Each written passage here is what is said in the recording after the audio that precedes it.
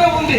ఎదిరించడంలో ఎలాంటి స్వార్థం, ఎలాంటి కమిషన్, ఎలాంటి ప్రయోజనం, ఎలాంటి ప్లాట్లు వీట్లు ఏమీ ఉండవు.